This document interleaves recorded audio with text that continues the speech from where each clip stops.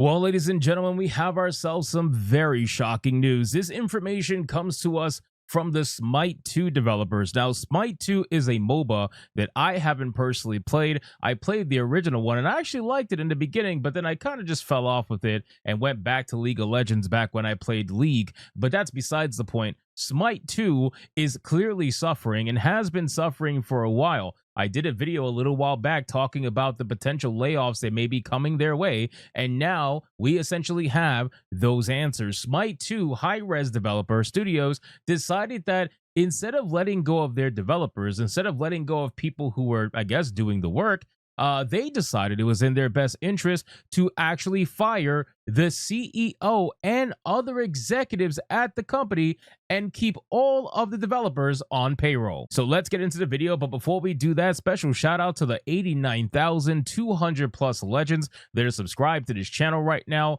and the over 50% of you that are not subscribed. Consider hitting that subscribe button today. I would greatly appreciate it. So again, the headline reads, Smite 2 developer Hi-Rez Studios lets go of the president and other executives. When I first read this, I honestly didn't believe it. I actually thought it was pretty damn shocking, just because seeing them actually get rid of CEOs and executives before getting rid of developers, I feel like is something we don't ever see. We usually see developers get massively laid off, and the executives and the CEOs are the ones that get away scot-free as they continue to collect the most money in the entire company. But here we have the exact opposite happening, and whether or not it works out for them, well, time's gonna tell. But Smite 2 developer Hi-Rez Studios has been hit by more layoffs. Keep in mind, this is multiple times now. This time, however, rather than developers being let go, it was actually executive leadership. First revealed on social media by former Hi-Rez employee, the studio has let go of President Stewart Chris Holm,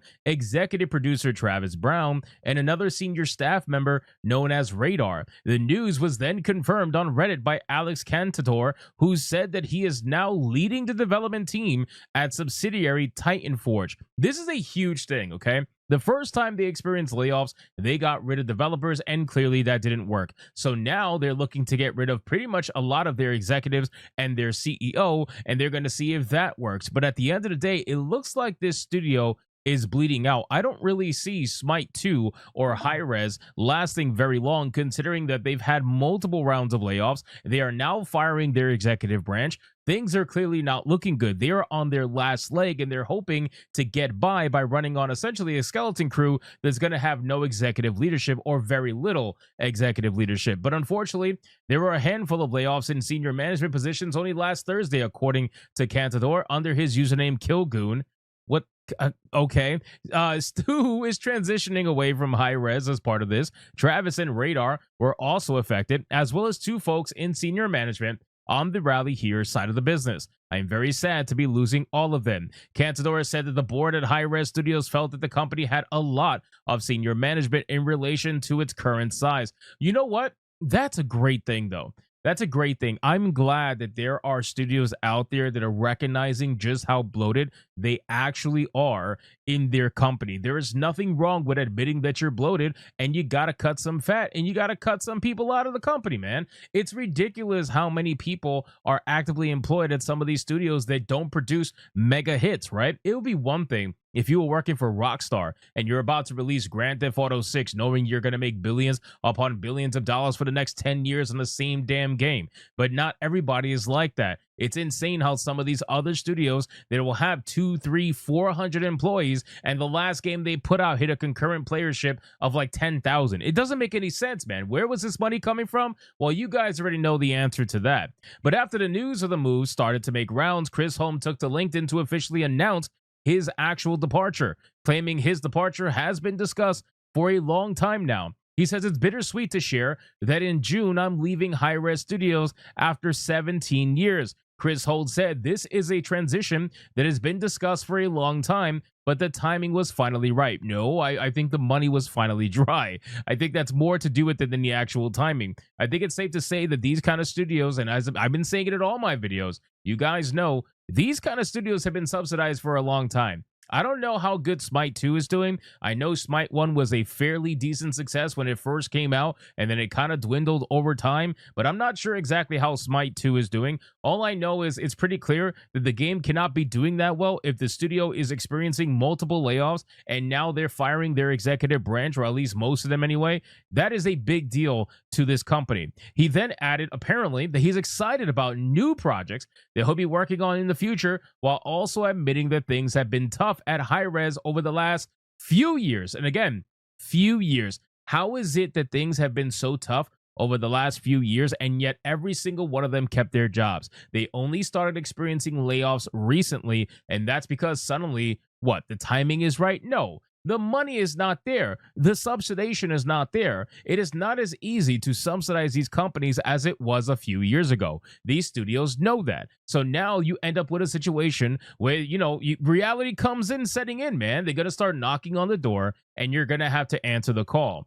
He says the last few years have been difficult for Hi-Rez and for the industry. He said, certainly not everything has worked out as we had hoped, but I think we also have let a unique footprint on the industry and tried to carve out a space as mid-sized cross-platform games as a service pioneer, relentlessly fighting against giants. The team that remains is absolutely incredible, and I know that they will enjoy success. The effort and passion that they have for the players and for the Smite IP is unmatched. As far as the future of Smite 2 and Hi-Rez, Cantador said that the core mission of the studio has not changed, nor has anyone else directly working on Smite 2 been affected. We will continue to focus our efforts on improving the core game and new player experience, while also adding more gods at our current 1 per 2 weeks pace, that he said. So they are planning, it seems anyway, to keep doing the same thing that they've been doing, even though they essentially fired damn near everyone at this point.